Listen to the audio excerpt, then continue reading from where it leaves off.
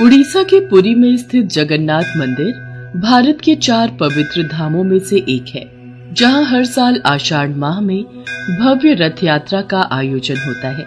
हिंदू धर्म में जगन्नाथ रथ यात्रा का बहुत अधिक महत्व है।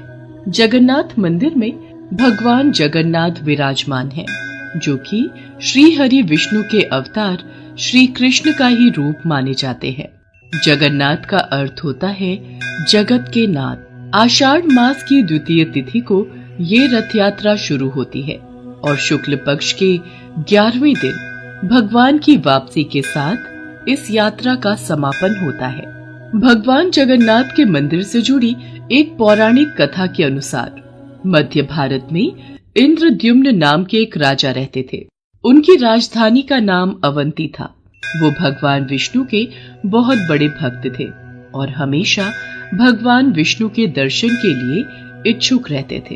एक बार एक ऋषि घूमते हुए उनके महल में आ पहुंचे और राजा से बोले, राजन, उड़ीसा में भगवान विष्णु के भव्य रूप नील माधव को पूजा जाता है, लेकिन वो जगह उड़ीसा के कौन से हिस्से में है, ये आपको पता लगाना पड़ेगा। क्या आप सत्य कह रहे हैं ऋषि श्रेष्ठ? ये सुनकर तो मेरा मन भगवान विष्णु के दर्शनों को लालायित हो गया है। राजा इंद्रद्युम्न अत्यंत आनंदित हो उठे और तुरंत महल के मुख्य पुजारी के भाई विद्यापति को आदेश दिया कि वो ओडिशा जाकर नील माधव की खोज करे। राजा के आदेश अनुसार विद्यापति ओडिशा भ्रमण करने निकल पड़े। बड़ी ही लंबी यात्रा के बाद जब विद्यापति ओडिशा पहुंचे, तब उन्हें कुछ गुप्तचरों के माध्यम से पता चलता है कि सबरों के मुखिया विश्ववासु एक गुप्त गुफा के अंदर नील माधव की पूजा करते हैं। विद्यापति विश्वासु के पास गए और बोले, महाशय, कृपा करके आप मुझे देव पूजा का स्थान दिखा दीजिए। मैं विश्वास के साथ यहाँ आया हूँ। नहीं नहीं, मैं तुम्हें उस स्थान पर नहीं ले जा सकता, मुझे माफ करो। अब मैं क्या करूं? यदि ऐसे ही वापस गया तो महाराज को क्या जवाब दूंगा? मुझे कोई और रास्ता ढूंढना होगा। विद्यापति उसी गांव में रुक गया। कुछ ही दिनों में विद्यापति को विश्ववासु की बेटी ललिता से प्यार हो गया और दोनों ने शादी भी कर ली। शादी के कुछ दिन बाद विद्यापति ने अपनी पत्नी से कहा, ललिता, सुनो, क्या तुम नील माधव की सिर्फ एक झलक दिखाने के लिए अपने पिता से कह सकती हो? तुम्हारे पिता तुम्हारी बात नहीं टालेंगे। ठीक है, पिताजी को आने दो, मैं बात कर लूंगी। ललिता अपने पिता से बात करती है। ठीक है, पर मेरी एक शर्त है। विद्यापति मेरे साथ आंखों पर पट्टी बांध कर जाएगा। विद्यापति शर्त मान लेता है, पर वो बड़ी ही चालाकी से अपने साथ कुछ सरसों के दाने ले जाता है और गुप्त गुफा तक पहुंचने के रास्ते को याद रखने के लिए रास्ते में सरसों के दाने गिराते हुए जाता है। गुप्त गुफा में पहुंचने के बाद जब विद्यापति ने नील माधव की दिव्य छवि को देखा, तब वो उन्हें देखता ही रह गया। गुप्त गुफा से लौटकर विद्यापति ने राजा इंद्रद्युम्न को सब कुछ बताया। तब राजा इंद्रद्युम्न भी अपने प्यारे भगवान के दर्शन के लिए तुरंत निकल पड़े। लेकिन जब राजा इंद्रद्युम्न विद्यापति के साथ गुप्त गुफा में पहुंचे, तब उन्हें वहां कुछ नहीं दिखा। नील माधव अंतर्धान हो चुके थे। यहाँ पर तो कुछ भी नहीं है। प्रभु कहाँ गए?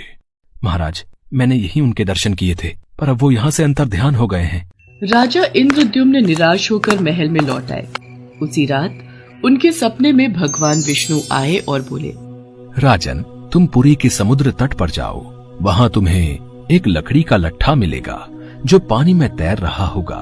उसे लेकर आओ और उस लकड़ी से मूर्ति का निर्माण करो। राजा इंद्रद्युम्न ने इस संदेश का पालन किया और वो पुरी के समुद्र तट पर पहुंच गए और वहां उन्हें सचमुच एक लकड़ी का लट्ठा पानी में तैरता हुआ दिखाई दिया। लेकिन राजा इंद्रद्युम्न के सेवकों के लाख कोशिशों के बावजूद भी कोई उस लकड़ी के लट्ठे को उठा नहीं पा रहा था। अंत में कबीले के सरदार विश्ववासु की सहायता से उस लकड़ी के लट्ठे को महल में लाया गया, परंतु उस लकड़ी के लट्ठे से कोई भी कारीगर नील माधव की छवि तराश नहीं पा रहे थे। महाराज, हमारे लिए ये कार्य करना असंभव है। हम इस लकड़ी के लट्ठे से कोई भी मूर्ति नहीं तराश पा रहे हैं। हमें क्षमा कीजिए। जब इस काम को करना नामुमकिन हो गया, तब भगवान विष्णु ने फिर से राजा के सपने में दर्शन दिए और कहा, राजन, तुम देवताओं के शिल्पकार विश्वकर्मा की आराधना करो। वो इस कार्य को अवश्य पूरा करेंगे। भगवान विष्णु के कहने पर राजा इंद्रद्युम्न ने देवताओं के शिल्पकार श्री विश्वकर्मा से प्रार्थना की। तब वो सबके समक्ष एक बूढ़े बढ़ई के रूप में प्रकट हुए और राजा इंद्रद्युम्न से बोले, राजन, मैं आपको विश्वास दिलाता हूँ कि मैं कुछ ही दिनों में तराश कर मूर्तियां तैयार कर दूंगा, लेकिन मेरी कुछ शर्तें हैं।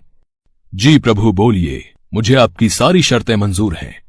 मैं भगवान श्री विष्णु की मूर्ति को 21 दिनों में बनाकर तैयार कर दूंगा, पर मैं ये कार्य अकेले में एक बंद कक्ष में रहकर करूंगा। अगर किसी ने भी मेरा कार्य पूरा होने से पहले कक्ष के द्वार को खोला तो मैं कार्य को अधूरा छोड़कर चला जाऊंगा। मुझे आपकी सारी शर्तें मंजूर हैं। कृपा करके आप कार्य को आरंभ कीजिए। और फिर भगवान विश्वकर्मा ने कक्ष के द्वार बंद कर लिए और अपने कार्य में लग गए। लोगों को उस कमरे से सिर्फ आरी, छेनी और हथौड़ी इत्यादि की आवाजें सुनाई देती थी। लेकिन 15 दिनों बाद जब रानी गुंडिचा को कमरे से कोई भी आवाज सुनाई नहीं दी, तब वो घबरा गई और राजा इंद्रद्युम्न से बोली, महाराज, जिस कक्ष में मूर्ति बनाने का कार्य चल रहा है वहाँ से कोई भी आवाज नहीं आ रही है। कहीं वह बूढ़ा कारीगर भूख प्यास के कारण मर तो नहीं गया? आप एक बार कक्ष को खोलकर देख तो लीजिए, कहीं हमारे सिर कोई पाप न लग जाए।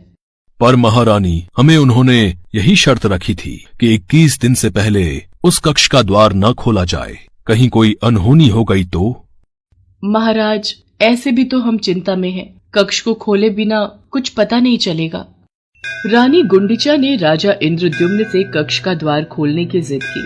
आखिर में कक्ष के द्वार को खोला गया और राजा इंद्रद्युम्न के ऐसा करते ही वो बूढ़ा कारीगर बने भगवान विश्वकर्मा गायब हो गए और अपने पीछे आधी बनी 3 मूर्ति छोड़ गए। राजा इंद्रद्युम्न को इस बात से बहुत दुख पहुंचता है कि उन्होंने विश्वकर्मा की बात को नहीं माना और शर्त के नियम तोड़ दिए। इसी कारण प्रभु जगन्नाथ के हाथ और पांव आधे बने हुए हैं। राजा इंद्रद्युम्न ने उसी रूप में उन मूर्तियों की स्थापना की जो आज जगन्नाथ मंदिर के नाम से प्रसिद्ध है, जहां श्री कृष्ण भगवान जगन्नाथ के रूप में बड़े भाई बलराम और छोटी बहन सुभद्रा के साथ विराजमान है। प्रभु जगन्नाथ को भी बुखार होता है, उनको भी दवाई दी जाती है। कभी कभी वो ठीक हो जाते हैं, पर कभी कभी नहीं। उनका पुनर्जन्म होता है जिसे नव कलेवर कहा जाता है, जो हर 8 साल, 12 साल और 19 साल में एक बार होता है। इन दिनों उड़ीसा सरकार पुरी में अंधकार का ऐलान करती है और कुछ खास पुजारी अपनी आंखों पर लाल कपड़ा और हाथों में लाल कपड़ा बांधकर पुरानी मूर्ति से कुछ रहस्यमयी चीज को निकालकर नई मूर्ति में लगा देते हैं, जिसे ब्रह्म पदार्थ कहा जाता है। ब्रह्म जो जीवन का प्रमाण देता है। जैसे प्रत्येक मनुष्य के शरीर में आत्मा होती है, उसी प्रकार प्रभु जगन्नाथ के शरीर में ब्रह्म या परमात्मा रहते हैं। यही कारण है कि प्रभु जगन्नाथ दुनिया के एकमात्र जीवित ठाकुर जी हैं, जो भक्तों की पुकार सुनते हैं, समझते हैं और उनकी इच्छाओं को पूरा करते हैं। श्री जगन्नाथ मंदिर के ऊपर स्थापित लाल ध्वज सदैव हवा की विपरीत दिशा में लहराता है। प्रतिदिन सायकाल मंदिर के ऊपर स्थापित ध्वज को मानव द्वारा उल्टा चढ़कर बदला जाता है।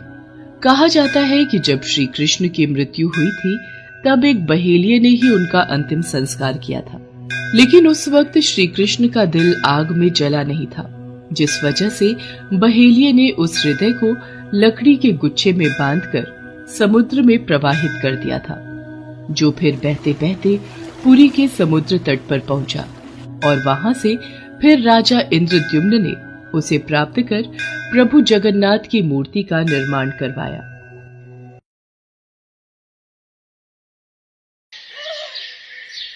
उड़ीसा शहर के छोटे से गांव में माधव दास जी रहते थे। माधव दास जी अकेले रहते थे और भगवान जगन्नाथ जी के भजन किया करते थे, और वो हर रोज भगवान जगन्नाथ जी के मंदिर में दर्शन के लिए जाया करते थे। वो सिर्फ जगन्नाथ जी की भक्ति में ही मस्त रहते थे। उन्हें सांसारिक जीवन से कोई मोह माया नहीं थी। एक दिन अचानक माधवदास जी की तबीयत खराब हो गई। उन्हें उल्टी दस्त का रोग हो गया। वो बहुत ही कमजोर हो गए कि उठने बैठने में भी उन्हें समस्या होने लगी। माधव जी अपना कार्य स्वयं करते थे। वो किसी से मदद नहीं लेते थे। जो व्यक्ति उनकी मदद के लिए आता था उनसे कहते थे, मेरे प्रभु, मेरे जगन्नाथ जी स्वयं मेरी रक्षा करेंगे। ऐसे ही कुछ दिन और बीत जाते हैं। माधव जी की तबीयत और खराब हो जाती है। अब तो वो मलमूत्र भी बिस्तर पर त्याग देते थे, परंतु उन्होंने अपनी भक्ति और आस्था जगन्नाथ जी पर से नहीं छोड़ी। इतना बीमार होने के बाद भी वो नियम से जगन्नाथ जी की आराधना किया करते थे। यही दूसरी ओर जगन्नाथ जी अपने भक्त की उन पर आस्था देखकर अत्यंत खुश थे। तभी बलदेव जी जगन्नाथ जी से कहते हैं, हे प्रभु, आपका प्रिय भक्त इतना कष्ट में है, आप उसे दूर क्यों नहीं करते? उसके पूर्व जन्म के कष्ट हैं जो उसे भोगने ही होंगे, पर उसने मेरी इतनी भक्ति की है, इस कारण मैं पृथ्वी लोक पर जाकर उसकी देखभाल करूंगा। तब स्वयं जगन्नाथ जी सेवक के रूप में माधव जी के पास उनकी सेवा करने के लिए जाते हैं। वो माधव जी की बहुत सेवा करते हैं और उनके गंदे वस्त्र भी भगवान जगन्नाथ जी अपने हाथों से स्वयं साफ किया करते थे और उन्हें स्नान भी कराया करते थे। भगवान जगन्नाथ जी की सेवा से जब माधव दास जी स्वस्थ हुए और उन्हें होश आया, तब भगवान जगन्नाथ जी को उनकी सेवा करते देख वो तुरंत पहचान गए, ये मेरे प्रभु ही हैं। देखो माधव, मुझसे भक्तों का कष्ट सहा नहीं जाता, इसी कारण मैं तुम्हारी सेवा करने के लिए स्वयं आया हूँ। और जो पूर्व जन्म के कष्ट तुम्हारे भाग्य में लिखे हुए हैं, वो तो तुम्हें भोगने ही पड़ेंगे। अगर उस कष्ट को इस जन्म में नहीं भोगोगे, तो तुम्हें फिर से एक और जन्म लेकर कष्ट भोगना पड़ेगा। मैं नहीं चाहता था कि मेरे भक्त को उसके पूर्व जन्म के कष्टों के कारण अगला जन्म फिर लेना पड़े। इसलिए माधव, मैंने तुम्हारी सेवा की। अगर फिर भी तुम कह रहे हो तो मैं अपने भक्त की बात नहीं टाल सकता। अब भी तुम्हारा ये रोग 15 दिन का और शेष है, इसलिए वो 15 दिन का रोग वो मैं ले लेता हूँ। 15 दिन का वो रोग जगन्नाथ प्रभु ने माधव दास से ले लिया। तब से भगवान जगन्नाथ जी 15 दिन के लिए बीमार रहते हैं। तब से आज तक हर वर्ष से यही चलता आ रहा है। ज्येष्ठ पूर्णिमा को भगवान जगन्नाथ जी को ठंडे जल से स्नान कराया जाता है। इस स्नान के बाद भगवान को बुखार आ जाता है। 15 दिनों तक भगवान जगन्नाथ जी को एकांत में एक विशेष कक्ष में रखा जाता है, जहाँ केवल उनके वेधा और निजी सेवक ही उनके दर्शन कर सकते हैं। इस दौरान भगवान जगन्नाथ जी को फल के रस, औषधि एवं दलिये का भोग लगाया जाता है और रोग मुक्त करने के लिए उन्हें काढ़ा भी पिलाया जाता है। भगवान के स्वस्थ होने पर अपने भक्तों से मिलने रथ पर सवार होकर निकलते हैं, जिसे रथ यात्रा कहा जाता है। इस रथ यात्रा में भगवान जगन्नाथ जी के साथ साथ उनके भाई और बहन भगवान बलदेव और देवी सुभद्रा की भी रथ यात्रा निकलती है। रथ यात्रा प्रतिवर्ष आषाढ़ मास के शुक्ल पक्ष की द्वितीय तिथि को निकलती है।